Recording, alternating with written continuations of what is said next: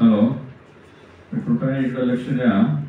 आता माझ्या मी काही गोष्टी सांगू इच्छितो. सगळ्याच गोष्टींचे प्रॉब्लेम्स वाढत चाललेले आहेत. तर यंग किंवा एकदम कमी वयात मुलींचे केस पांढरे होणं किंवा पिकणं किंवा त्याला प्रीमॅच्युअर, इंग्लिशमध्ये प्रीमॅच्युअर ग्रेइंग और कॅरायटिस असं म्हणतात. तर हे काय आहे? दॅट इज नॉट, त्याचं कारण काय आहे? एक कारण नाही, मल्टी फॅक्टोरियल बरेच गोष्टी आहेत. काही तर आई वडिलांचे लवकर झाल्यामुळे जेनेटिक प्रिडिस्पोजिशन असतं, जनुकीय दोषांमुळे ते लवकर व्हायला लागतात. पण मेन कारण जे होत चालले आता आजकाल, आपली बिघडलेली जीवनशैली. जीवनशैली म्हणजे काय? आहार विहार, व्यायामाचा अभाव, तणाव वाढत चाललाय, स्ट्रेस.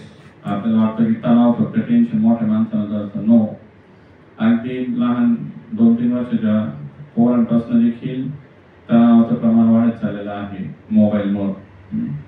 आणि ज्या त्या वयामध्ये ते स्ट्रेस राहतोच. शाळेत जाणं, अभ्यास करणं, दिस आर ऑल तणावयुक्त परिस्थिती. कॉम्पिटिशन, ओढून घेणे कॉम्पिटिशन, काही गरज नाही. आपण डू युअर बेस्ट, आपण पूर्ण शक्तीने जे आहे ते करणं आणि बाकी भगवंतांवरती सोडणे. पण तसं होत नाहीये आजकाल. काही पोरं, मी एवढा अभ्यास केला तर मला एवढे मिळालेच पाहिजे, किंवा त्यांचे आई वडील देखील म्हणतात त्याने बघ कसं केलं, त्याने बघ तो कसा अभ्यास, मग तू पण टॉपर पाहिजे, किंवा तुला 100, 90-95% मिळाले पाहिजे. या सगळ्या गोष्टींनी त्यांच्यावरती ओझ किंवा तणाव निर्माण होतो. आणि तणावाचं कारण ते येतं झालंच. पण इन जनरल आपली जीवनशैली काय म्हणतात त्याला, अनहेल्दी झालेली आहे सगळ्याच बाबतीत. आहाराच्या बाबतीत, विहाराच्या बाबतीत, व्यायामाच्या बाबतीत, तणावाच्या बाबतीत. आहारातला सगळा म्हणजे आहाराची हेच वाजलेले आहे सगळं. आपल्याला वाटतं, आपण बरेच लोक म्हणतात आम्ही तर सर घरीच खातो. आपण घरीच जे खातो तेच प्रॉब्लेम झालाय. आपण सगळं निकृष्ट दर्जाचं अन्न खातोय, ज्याच्यावर फवारे मारलेले असतात, ज्याच्यावर इन्सेक्टिसाइड्स, पेस्टिसाइड्स, विडीसाइड्स, हर्बिसाइड्स, तणनाशक, कीटकनाशक, भरमसाठ फवारे, आणि ते आपल्या पोटात जातात आणि त्यांनी आपल्या हेल्थवरती किंवा आपल्या गट हेल्थ किंवा आपली जी प्रतिकार शक्ती असते आतड्यांमध्ये, तिच्यावरती झाला किंवा तिच्यावरती अटॅक होतोय आणि तीच बाधित होते. आणि मग त्याच्यामुळे सगळे बरेचसे आजार वाढत चालले आहेत. तर मी कायम सांगतो, ज्यांना शेती आहे, कारण भरपूर आहेत, परिस्थिती, लेबर, सगळ्या गोष्टी आहेत, मान्य आहे, पण पर्याय नाही. आपण आपलं अन्न उगवायला सुरुवात केली पाहिजे. ज्यांना आहे शेती त्यांना शक्य आहे. त्याच्यासाठी आणखी एक महत्त्वाचा घटक म्हणजे त्याला गाय पाहिजे. गावरान देशी गायी ज्या होत्या त्या आल्या पाहिजे परत. का? तर त्याच्यापासून जे काही दूध मिळतं थोडं का व्हायना, that is good, healthy for, तुमच्या आरोग्यासाठी चांगलं आहे. त्याच्या विरुद्ध हे जे आपण आता भरमसाठ दूध देणाऱ्या गायी जे आहेत, जर्सी, याच्या त्याचं दूध तर भरपूर मिळतं, पण ते तुम्हाला तुमच्या आरोग्यासाठी चांगलं नाहीये. या सगळ्या गोष्टी. आणि परत आपण गव्हाचं प्रमाण वाढत चाललंय खाण्यामध्ये. मैदा, गहू, मैदा पण रिफाईंड शुगर, रिफाईंड तेल, मैदा, हे तर सगळ्यात म्हणजे थोडं प्रमाणात ठीक आहे, body can try to adjust. पण आता दररोजच आपण त्याचं प्रमाण वाढत चाललंय. पूर्वी घाण्याचे तेल राहायचं, आता आपण रिफाईंड तेल खातोय. रिफाईंड तेल, शेंगदाणा किती मिळतं? किती? शेंगदाणा 1 किलो जर चांगलं तेल काढायचं असेल तर त्याला मला वाटतं 4-1 किलो शेंगदाणा लागतो. आणि आपल्याला 4 किलोचं शेंगदाण्याचा भाव म्हटलं तर आपल्याला जर तेल घ्यायला गेलो 1 किलो तर तेवढं पैसे मोजले पाहिजे.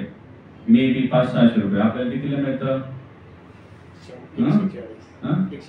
म्हणजे 150 रुपये. मग ते कसं गणित होत आहे? जर तुम्हाला 1 किलो शेंगदाण्याचं तेल मिळवण्यासाठी 4 किलो शेंगदाणे केले पाहिजे, ग्राइंड केले पाहिजे, तर किती भाव पाहिजे?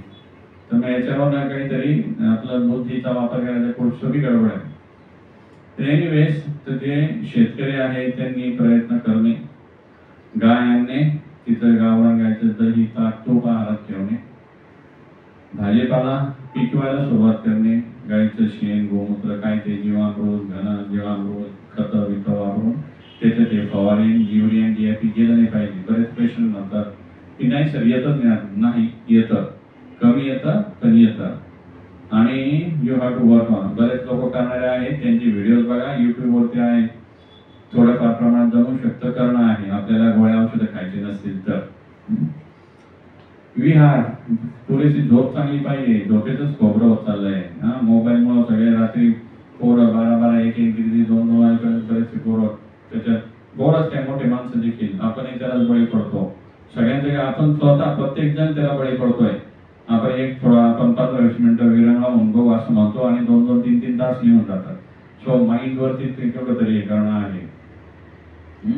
झोप पुरेशी महत्वाचीच आहे. व्यायाम पूर्वी नॅचरल होता, हे गाड्या घोड्या सगळं नव्हतं म्हणून अनाव झाले किंवा नॅचरलीच नैसर्गिकरित्याच दळणवळणासाठी चालणं भरपूर व्हायचं. आता ते नाहीये, एकाच जागी बसून सगळं होत आहे. आणि सगळ्यात महत्वाचं तणाव निवारण. स्ट्रेस किंवा तणाव जो वाढत चाललाय तो काही गोष्टी आपण एक लक्षात घेतलं पाहिजे की आपण आपले पूर्ण परिश्रम किंवा प्रयत्न करणे, बाकी निसर्गावरती किंवा भगवंतांवर सोडणे. नाही तर आजकाल प्रत्येक जण इज जस्ट रनिंग, कुत्र्यासारखं पळतोय आणि मग त्याच्यात सगळं गमावून बसतोय. तर तणाव निवारणासाठी भरपूर गोष्टी करता येऊ शकतात, जसं की काही छंद जोपासणे, निसर्गरम्य वातावरणात कधीतरी अजून फिरायला जाणे, चांगल्या लोकांशी गप्पा मारणे. नाहीतर गप्पांमध्ये काय नुसतं गॉसिपिंग चालतंय, सगळ्यांचे धुणे धुतले जातात बाकीच्यांचे. मी गावाकडे गेलो ना तर कोणी एक जण भेटला कोणी, तो लगेच दुसऱ्याचं सुरू करतो. अरे कशाचं, वाय इट्स नॉट रिक्वायर्ड, गरज नाही ना. तुमचं काय आहे त्याच्यावर फोकस करा. चांगल्या म्हणजे चांगल्या व्यक्तींबरोबर संग करा. सत्संग म्हणतात, सत्संग म्हणजे तुम्ही जाऊ द्या ते काय एकदम सत्संग नाही, पण चांगले विचारांचे लोक जे त्यांच्याशी वेळ घाला. फालतू प्रमाण वाढत चाललेले ते जरा आपण कुठंतरी जाणीवपूर्वक कमी करणं आहे. प्लस एरोबिक एक्सरसाइजेस, मैदानी खेळ, प्लस नामस्मरण, योग, साधना, प्राणायाम, या गोष्टी सगळ्या महत्वाच्या आहेत, जे पूर्वी आपल्या वैदिक संस्कृतीत होतं. आपण ब्लाइंडली किंवा अंधानुकरणपणे आपण blindly we are following the best, आपण आंधळ्यापणाने पाश्चात्य संस्कृतीचा अंगीकार करतोय आणि त्याच्यामुळे बरेचसे प्रॉब्लेम्स वाढत चाललेले आहेत. सो स्टडी करा आपली संस्कृती, वैदिक संस्कृती जी होती तिच्या सायंटिफिक आहे, ती खूप चांगलं म्हणजे तिला बेस आहे, तर ती करायला पाहिजे. अँड मग coming back to our topic like कॉम्प्लिकेशनचं, मग त्याला काही ना रक्तातले दोष राहतात, मग ब्लड टेस्ट वगैरे करून त्याप्रमाणे ट्रीटमेंट करणं राहतं. त्याच्यातही साधारण कोर्स जातो, काही महिने, 5, 6, 7 महिने, आणि प्रॉपरली केलं तर बऱ्यापैकी काही 100, 50, 60, 70%